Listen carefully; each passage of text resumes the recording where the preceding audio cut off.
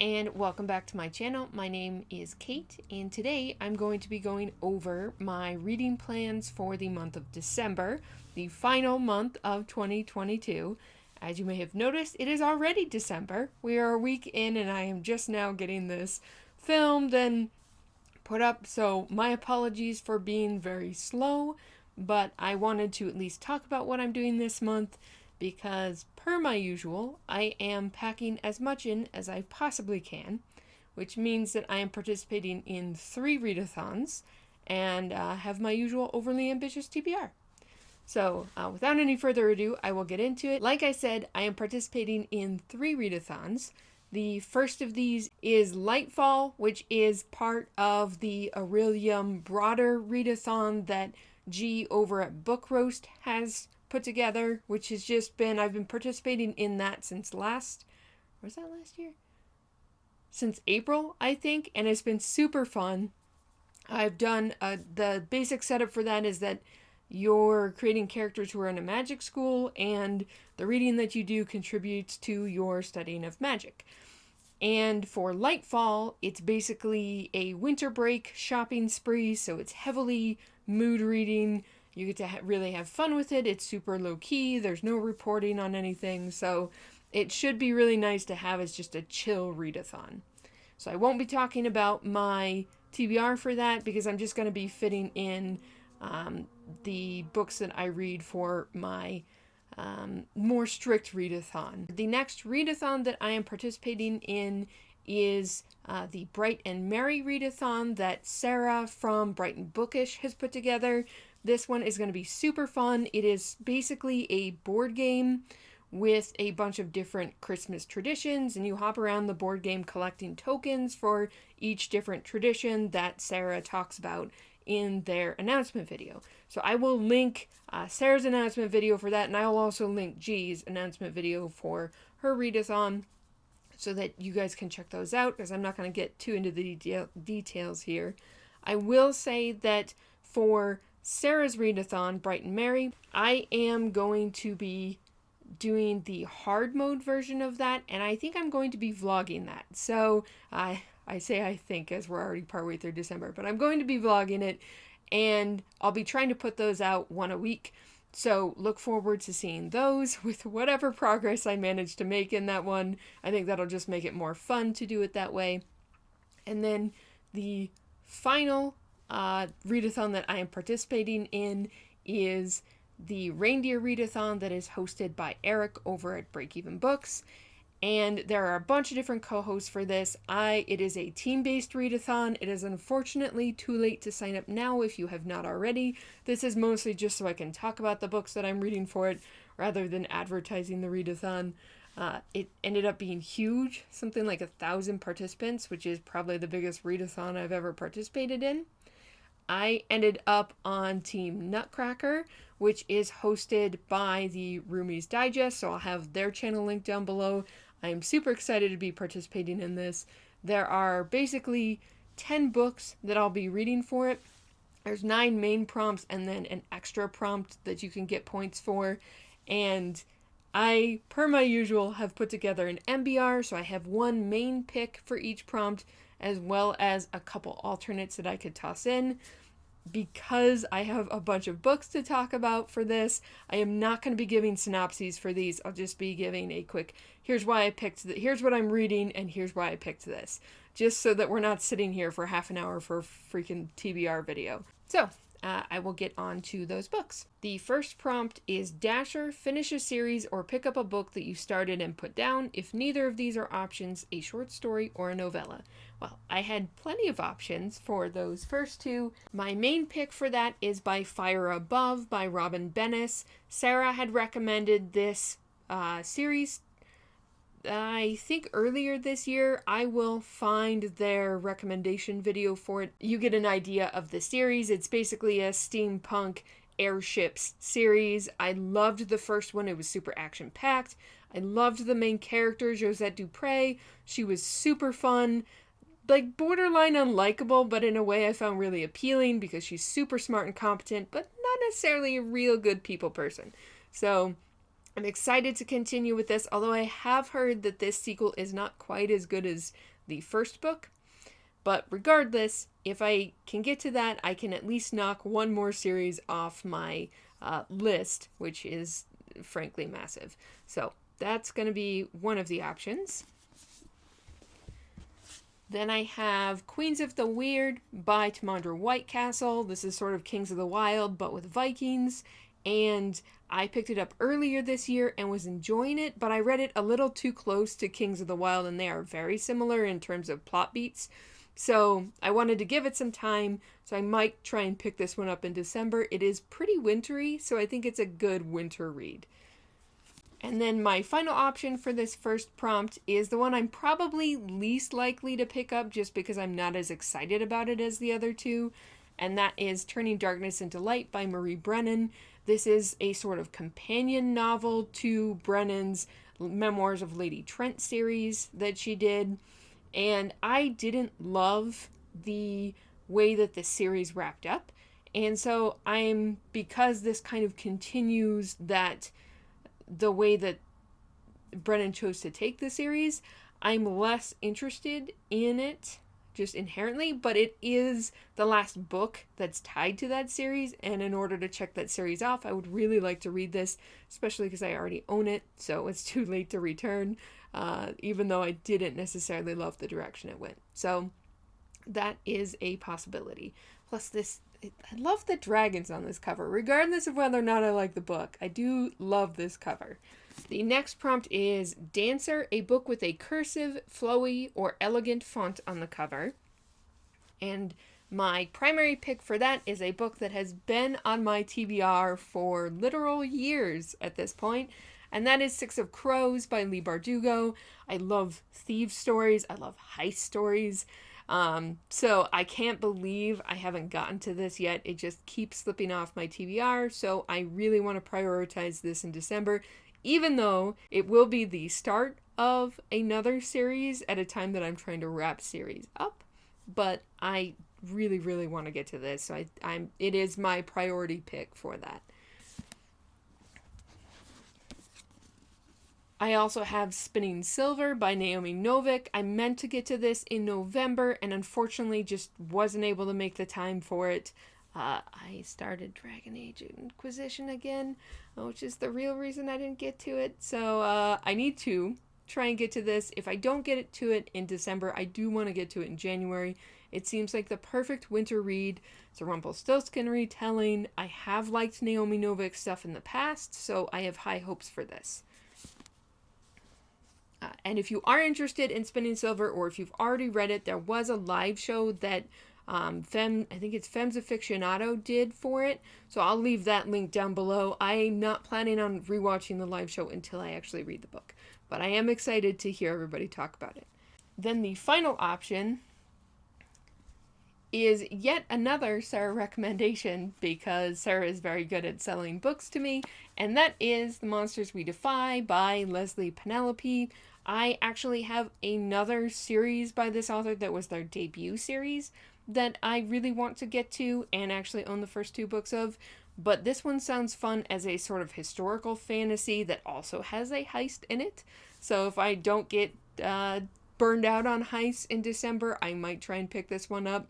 It sounds super fun, and it definitely has that sort of curly font. The next prompt is Prancer, a book with your favorite season on the cover, or the book cover has colors from your favorite season on it. I don't know why that one was hard for me to get through, but it was for some reason. And my priority pick for this is A Touch of Light by Thiago Abdalla. I really have been hearing rave reviews for this. It's a self-published fantasy that has griffins in it, and I've only ever seen griffins in one other series, and I loved that one, so I definitely have high hopes for this. And like I said, I've heard so many rave reviews for it that it's hard not to pick. As you may be able to tell from the tree and the colors on there, my favorite season is fall, so this would be perfect pick for that.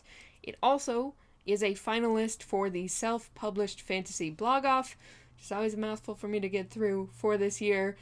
So I really would like to be able to read all of the finalists this year for the first time, because I've only vaguely followed that competition in the past. So I definitely want to get to this. If I don't get to it in December, another one I'd like to get to in 2023. Another option is a Illumicrate book that I've had for 2 years now, I think, and that is Iron Widow by Xiran J. Zhao. And this one is a revenge story with mechs that is heavily influenced by Chinese history, and it just sounds... The mech part of it sounds very enticing. I don't love revenge stories, so that's what's kept me from picking it up before now. But I have developed a whole pile of shame for myself of all of these subscription books that I have not gotten to yet, and this is one of them. So I want to work my way through those. You will be seeing more entries from the pile of shame in this TBR. Then the final one that is an option for this prompt is The Jasmine Throne by Tasha Suri. I've heard rave reviews for this one as well. I've heard it's a fantastic sort of slower burn political fantasy that's inspired by Indian history and mythology, so I would really love to get to this. It is a priority series for me in 2023, so if I do not get to it in December, I will definitely be reading it next year so that I can read the first two before the third one comes out. I think mid-year, it's May or June, I think. So I'll definitely be picking this up soon regardless.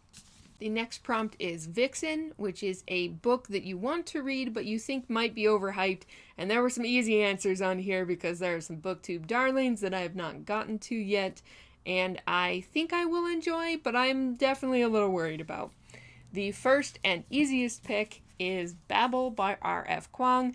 I ended up with multiple copies of this because several book subscription boxes that I'm part of had chosen this book earlier this year. I've heard rave reviews from a number of people. Some of my friends hate it, some of my friends love it. So it'll be interesting to see where I land on it. It does have linguistics, it's got a dark academia focus, it talks about colonization, so these are all really interesting topics. I have not read Poppy War, so I don't really have any kind of basis for comparison with Kuang's writing, but I am definitely interested in checking it out. Another option is Jade City by Fonda Lee. It's kind of hard to show off this cover. My boyfriend had gifted me the special edition series because I was so intrigued by this series that Illumicrate did, I think, last year. And this is sort of, I think it often gets mafia comparisons. It's Asian inspired, and it just sounds like it'll have a lot of drama and potentially a lot of interesting characters in it. So I'm definitely looking forward to checking this one out, and hopefully I will be in the loving it camp. Then the final option is The Mask of Mirrors, continuing my trend of con men and heists and those sorts of stories. I have been very intrigued by this because it sounds very atmospheric.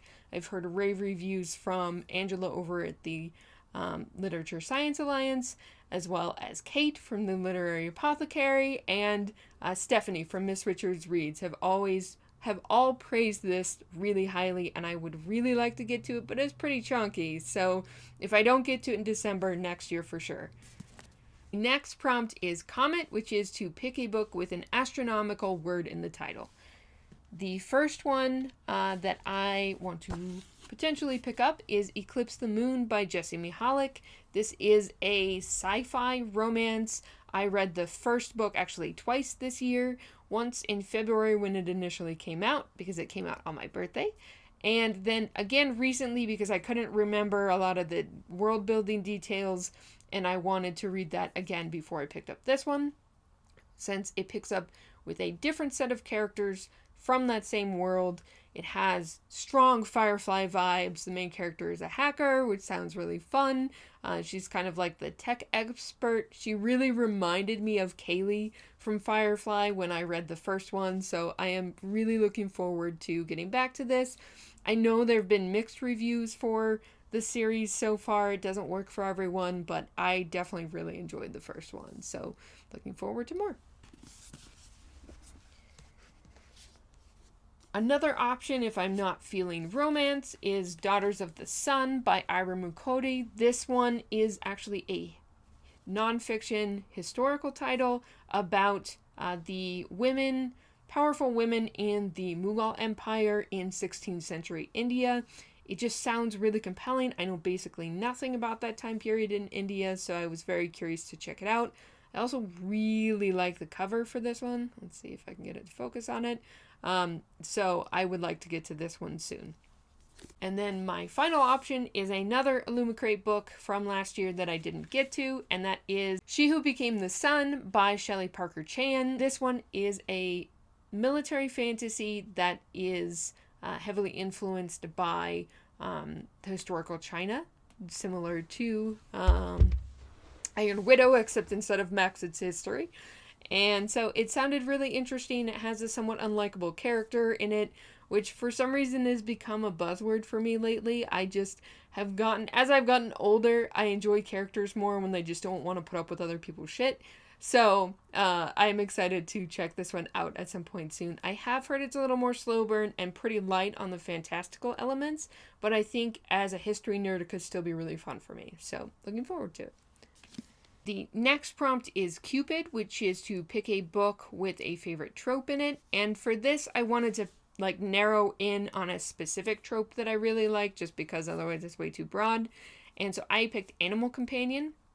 So all of my options would hopefully fit for that. One of them is a little questionable. So if you've read it, you'll have to tell me if it actually fits. So my priority pick for that is The Drowned Woods by Emily Lloyd-Jones. I know this involves Welsh history and legends. The main character is a water diviner who gets roped into potentially taking down the prince.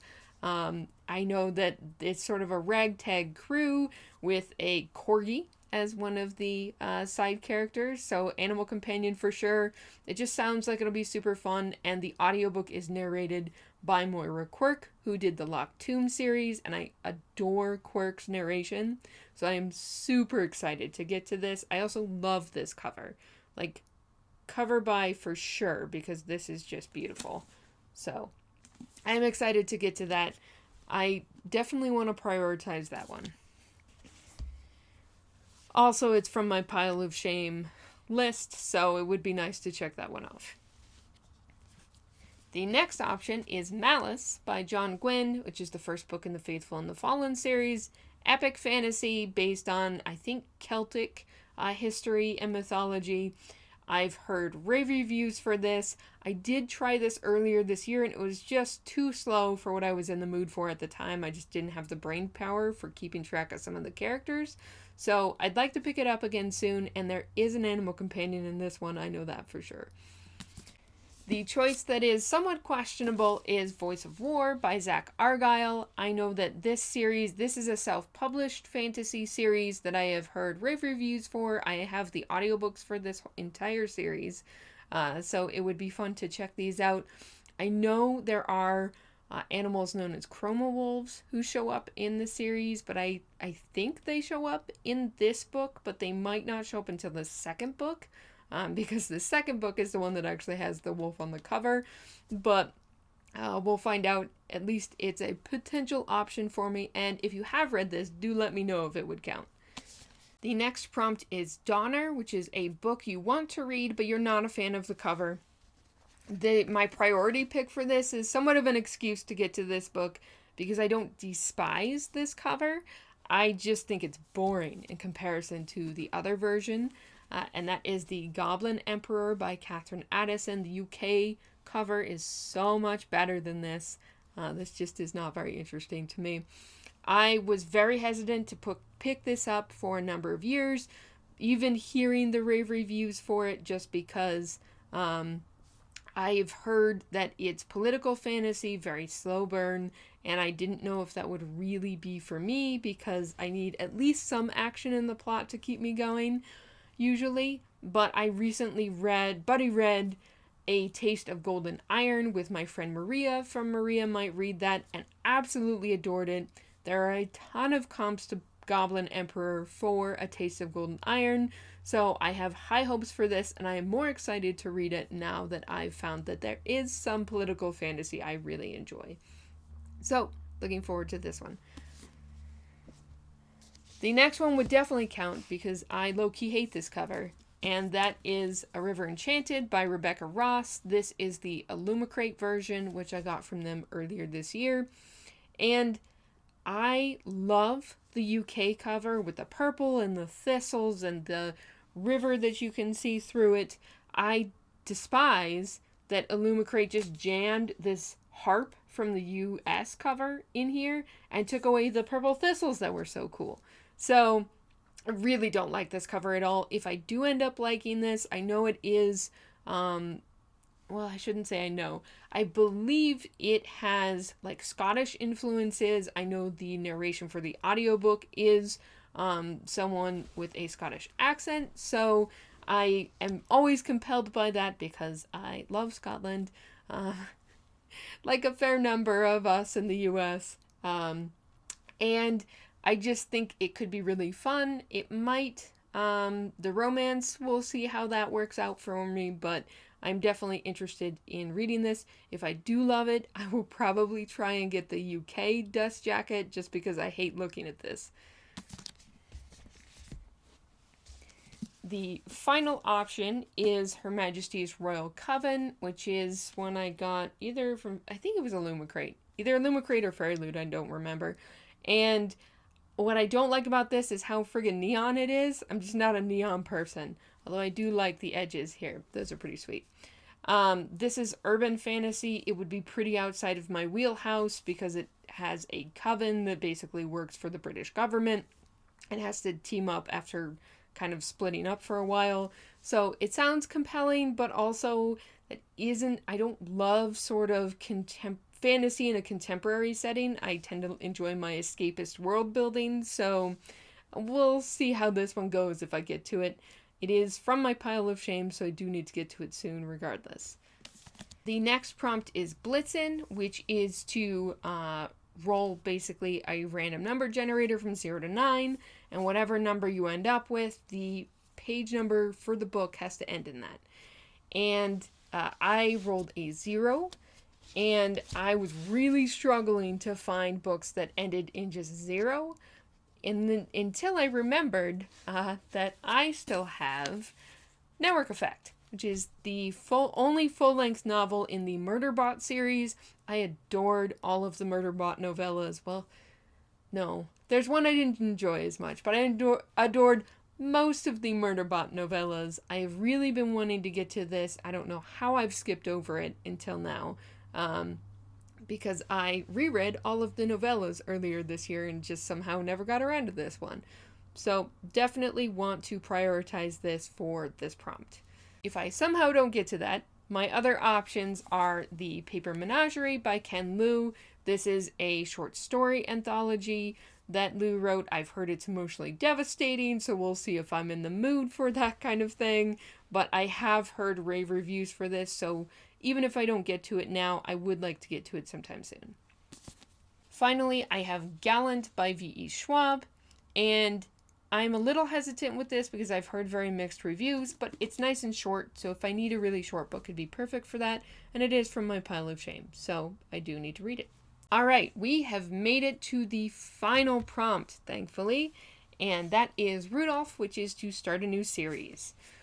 So the priority option for this, which I absolutely have to read this week, is Black Sun by Rebecca Roanhorse. I am going to be starting this evening, so I will make some progress because this is the pick for the month of November. We always do the live show in the following month, but it's for the book club checkout, which I am doing with a couple friends, Sarah from Brighton Bookish, Kristen from Kristen is Fully Booked, Kristen from Kristen Craves Books, and Maria from Maria Might Read That.